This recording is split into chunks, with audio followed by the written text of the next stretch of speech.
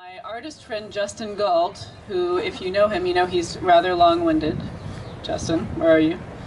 Anyway, he's a great guy. He's our next presenter, and he wrote, for his bio, he wrote this piece that's sort of poetic, so I'm just going to read exactly what he wrote in first person, so just picture me with a beard as Justin, okay? I look through art as a teaching tool, a method of communication, a sacred practice passed down through eons and membranes of ethers to anyone willing to listen.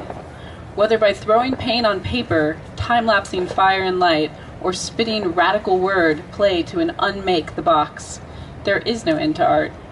I feel art is about the moment, respect, love, and a sense of creation.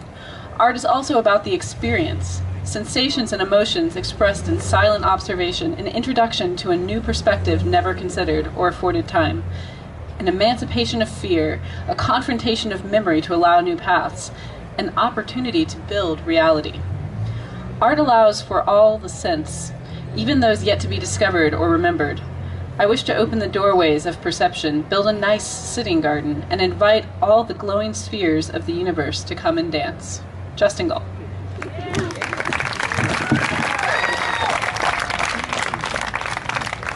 Thank you, Megan. So, the idea, or as I like to call it, the strange trans-dimensional condensing loop dialogue between the grim-faced steel-nosed astral mnemonic abstraction of time's inference versus the neutronic binary cybernetic blue dragon intercourse of symbiotic memory enhancement. So I feel like the idea is a concept, a generalized synthesis of our material being. An idea by all rights has no ownership. I may have an idea, but is it truly mine? Where did the idea of the DNA molecule come from? Did it exist, or did it become manifest through intent and action? Was the action a deliberate move towards actualization? Is the idea shared, or is it solitary meta-quadrangle? Or is it a toroidal energy mass, increasing entropy towards a zero-point causality, vibrating forged echo matter through displacement and assembly? But the idea is nuanced. Truth is in the interaction between one another, between the other, between mind and body, between the silence and the light, as Mr. Kahn says. Grasping at the light, falling on shadow of new context and meaning. Intent reveals question, awareness reveals truth. Time is exploding like ideas manifesting fireworks on a reflective blue day. These words, this breath, are conveyors of meaning, a pattern vibration, call, response. These words help share our reality. Our ideas are binded, flowing, and ever-changing. So when asking these questions, by looking in, we find out and back again, asking more. What is the idea but asking more questions? Acknowledging a need, desire, or connection. Brainstorming a seemingly chaotic metaphor, a dance and interpretation, the ever-firing synaptic race. To what? A conclusion, a theory, a relative notion of negation. Burning, churning, brewing, begetting, and begatting until satisfaction, satiation, saturation, sedation, atrophy, awareness, regeneration, perspective. The tail wags freely like the summer's dress out the back of a flatbed rumble board splinter. Emotional non-dissonance. Sometimes when the lights are turned down low and the sun shining through the raised shade window trees of my mind, a peg-legged raven whispers in my ear. The idea is, when all the elements come together in an alchemical sock hop, talk soup, bread, and mead, twist them up from pasture steed, watch the moments leaving trails, for minds afar and eyes so bright, break and turn, then gobble me up. I've hurried slow, now it's my turn. It's okay to chase that fledgling notion into the trees. Just beware of the trees. I like to use a form of nonsense on occasion to relate something I wish to convey. A sense apart from none, and in a sense, a relative meaning torn apart from the fabric of context. A sea of sense, a borderless abyss, a floating neural embryonic sliding synaptic tectonic substratic sense. A collapsing network at the moment blood becomes water, becoming acid that etches through the foil in the brain, leaching fluorodiene chlororectal drama code. The Broadway nightly news singing sluggishly, howdy, do it to me now. Know the moment. Truth is an emotion. It's a feeling. Of the many, it is yet an undefined feeling. Truth is the beholding of relevancy. The idea is alive. Its existence has always been known, resting in depths. But we now have a framework. The 100th monkey has helped us refine the networked relay, passages condensed. A welcome mat beckons the infant being. It is universal. It is synesthetic. All things in one, waiting and fighting because it knows what comes next. The collective spark, sudden rupture, mass perspective, holographic hallucination, hydro dark matter vortex.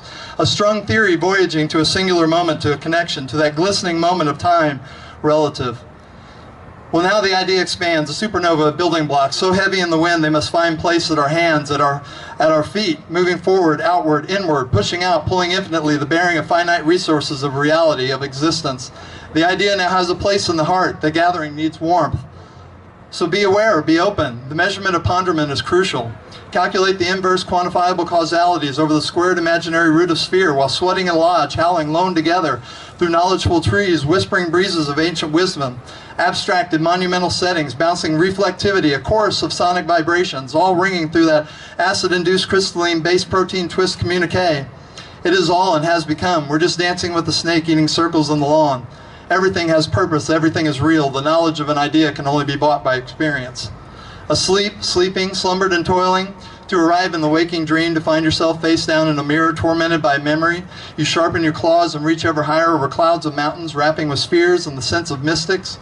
And now, into a quiet embrace of unknown gravitational force, draws balance on a bar napkin, intoxicated with the brilliance of absent-minded thought paradigm excursions, grabbing the moment and howling into the light because the question is out there. Now, who's going to ask it? An idea is like the cockeyed laughter to eruptions of chaos, a sacred line crossing meter to and fro. Because when the cat rays, we're all indeed mad here. The larger eye howls with the delight and curtsies with a snicker of foolish insight to the acknowledgement of light, cast over the pavements of sleepless nights. My apologies if my gyrations have gotten a little Jabberwockian, but the path untold is much more potentiated and hazard than the path less followed. We're exploring the idea and its manifestation, inertia and potential. We're spelunking the subconscious, looking for a cryptographic binary crack for the DNA of the sonic universe. We have to imagine there is no box, no form until we breathe light. Forgetting blinders of faith, of momentum, of paradigm, of solution, of relatives. Impressions are like an electric blue field of dandelions. Wings spread beautifully, if only for a moment, but never silenced. The idea is powerful, it is fluid and transmutating. It is a distorted reflection awaiting interpretation. It may be ignored, ostracized, maligned, misappropriated, co-opted, segmented, alienated, subjugated, then exploited, but never silenced. Ideas exist in reciprocation, oration, technology, consciousness. Ideas create balance in the world. There is no ownership of an idea, only opportunities for future success. The potential for the idea manifests in time, the entropic inertia of viral interaction. The idea is a transitioning, malleable form capable of anything.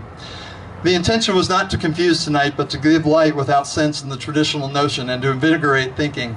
Non-objective awareness leads everywhere. These are not just my ideas. These are our ideas. And I spoke a little bit faster than I meant to, as I seem to do. So I'll just kind of go real quickly and illustrate what I've done here. These are paintings that I've done, and some long exposure photography that I've done of some lightning bugs. And there's me actually doing some long exposure with fireworks, and I think I'm actually might even be screaming a little bit there. I'm not sure. And then just kind of combine them with some of the details of these images and whatever happened. Thank you.